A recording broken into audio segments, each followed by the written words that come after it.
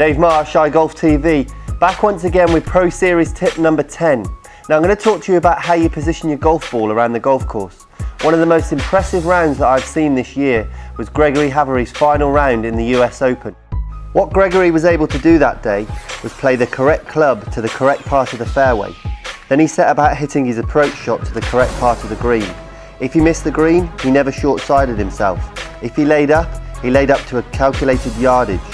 If he had an uphill putt, he tried to make that putt. But if it was fast and downhill, he just looked at lagging it, and if it fell in, great. In essence, he controlled the game of golf for 5 hours that day.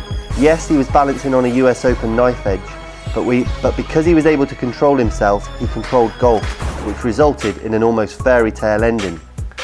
Now, Gregory finished second that day to a fantastic Graham McDowell.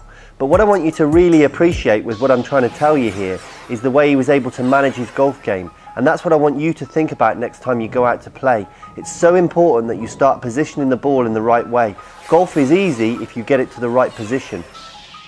Now, what made Gregory approach his round in that way was largely to do with the fear that he felt. He was playing with Tiger Woods in the penultimate group, and up until that moment he'd had a hugely disappointing year. He lay outside the top 150 on the European money list, and forgetting all that, he was about to face one of the toughest golf courses ever set up in US Open history.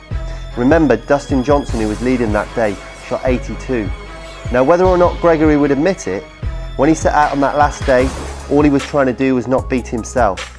He was trying to put in a good showing and hopefully take home a really good check. When you add up all these pieces of the jigsaw puzzle, his best plan of attack was just to be smart, respectful, unaggressive and meticulous. And that's exactly what he did. And with that, he took home a check for nearly $900,000. He was able to place his ball in the position that was going to lead to the fewest amount of bogeys and certainly not look at making double bogeys.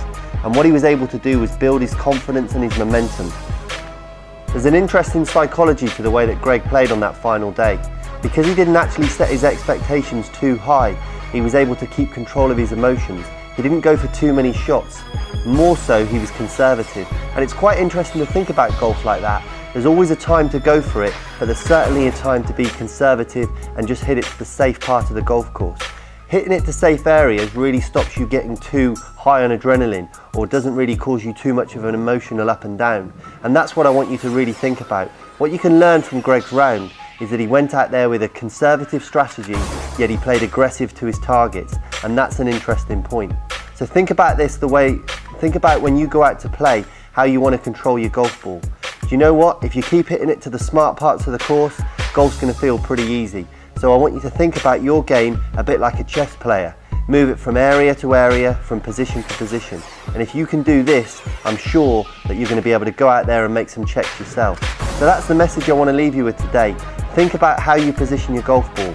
Think about becoming like a chess player. And you know what? Golf's going to feel pretty easy.